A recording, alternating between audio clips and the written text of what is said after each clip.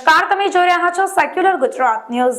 જોઈએ આજના સમાચાર। તારીખ 22 જાન્યુઆરી એટલે કે આવતીકાલે અયોધ્યામાં પ્રભુ શ્રી રામનું પ્રાણ પ્રતિષ્ઠા મહોત્સવ યોજાનાર છે। ત્યારે વડોદરાના યુવાનો હજારો કિલો ફૂલ અલગ અલગ રાજ્યમાંથી લઈને ત્યાં પહોંચી ચૂક્યા છે। તમામ યુવાનો 550 થી પણ વધારે યુવાનો જે સતત સવારથી જ મહેનત કરી રહ્યા છે। વડોદરાને સૌથી મોટું સૌભાગ્ય પ્રાપ્ત થયું છે કે વડોદરાના યુવાનો દ્વારા મોકલેલા ફૂલોથી અયોધ્યા મંદિર પર ફૂલોનો અભિષેક કરવામાં આવશે। નવા મંદિરને ફૂલોથી હેલિકોપ્ટરના માધ્યમથી અયોધ્યા મંદિર પર વરસાવવામાં આવશે અને તમામ ફૂલ વડોદરાના જે કોઈ લોકોએ તેમને આપ્યા છે તેમનો હૃદયપૂર્વક આભાર વ્યક્ત કરાયો। સાથે જ આવા ક્ષણમાં જ્યારે સમગ્ર દેશ પ્રતીક્ષા કરી રહ્યો હતો ત્યારે આટલું મોટું સૌભાગ્ય વડોદરાને મળ્યું છે તે બદલ સમગ્ર વડોદરાના તમામ લોકોએ ગર્વની લાગણી અનુભવી છે। રિપોર્ટ નઝીર શેખ સાથે કેમેરામેન આરિફ સૈયદ, વડોદરા। જય શ્રી રામ। વડોદરાના યુવાનો 550 યુવાનો વડોદરા નગરીથી ગુજરાતથી અયોધ્યા આવ્યા છે। 25,000 કિલો 30,000 કિલો ફૂલ એકત્ર કરીને આખી અયોધ્યા નગરીને જ્યારે ફૂલોથી સજાઈ રહ્યા છે ત્યારે એનાથી સૌથી મોટું સૌભાગ્ય વડોદરાને મળ્યું છે। આજે અમે આ ફૂલોની પાંદડીઓ દ્વારા અયોધ્યા મંદિરને ફૂલોથી અભિષેક કરવાના છે હેલિકોપ્ટરના માધ્યમથી। અત્યારે તમામ ફૂલ હેલિકોપ્ટર પહોંચી રહ્યા છે અને હેલિકોપ્ટરથી મંદિર પર ફૂલોનો અભિષેક થવાનો છે। આજે પણ થવાનો છે, કાલે પણ થવાનો છે અને પરમ દિવસ પણ થવાનો છે।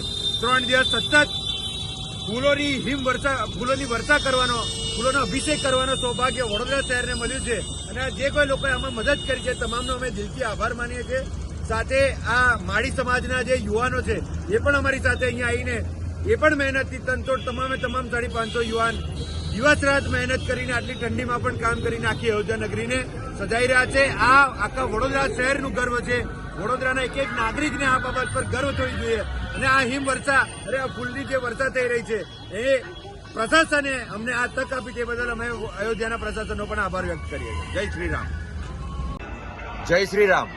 વડોદરાનું સૌથી મોટું સૌભાગ્ય શ્રી રામલલ્લાનું આવતીકાલે જ્યારે વિધિ વિધાનથી બિરાજમાન થવાનું છે ત્યારે સતત 3 દિવસથી પુષ્પ વર્ષા આખા મંદિરનો ફૂલોથી અભિષેક કરવામાં આવે છે અને તમામ આયોજન વડોદરા શહેરના યુવાનો દ્વારા, વડોદરા શહેરના નાગરિકો દ્વારા, વડોદરા શહેરના દાતાઓ દ્વારા આપેલા ફૂલથી થઈ રહ્યું છે। આ એક સૌભાગ્યની ઘડી છે આખા શહેર બદલ અને આની વાત દરેક લોકોને ખબર પડી છે, દરેક ગુજરાતીને, દરેક વિશ્વમાં દરેક લોકોને કે આવું મોટું સૌભાગ્ય વડોદરા શહેરના જ્યારે લોકોને મળ્યું હોય તો આવનાર સમયમાં પણ આનાથી પણ વધારે સૌભાગ્ય મને પ્રાપ્ત કરવા માટે ટીમ રેવોલ્યુશન વિશ્વના અલગ અલગ મંદિરોને સજાવવા માટેના પ્રયત્ન કરી રહ્યું છે। પાકિસ્તાનના શિવજીનું મંદિર છે એને પણ શણગારવાની તૈયારી ચાલી રહી છે। એની પણ તૈયારીઓના ભાગરૂપે અમે લોકો ભવિષ્યમાં એક નવું નજરાના સાથે વડોદરાની ટીમ પાકિસ્તાનમાં પણ જઈને જ્યારે મંદિર શણગાર કરે તો નવાઈ પામશો નહીં। સમાચારોની અવનવી અપડેટ્સ માટે જોતા રહો સેક્યુલર ગુજરાત ન્યૂઝ। સાથે સેક્યુલર ગુજરાત ન્યૂઝ ચેનલને લાઇક, શેર અને સબસ્ક્રાઇબ કરો અને બેલ આઇકોન દબાવીને સમાચારોની ઝડપી માહિતી મેળવો।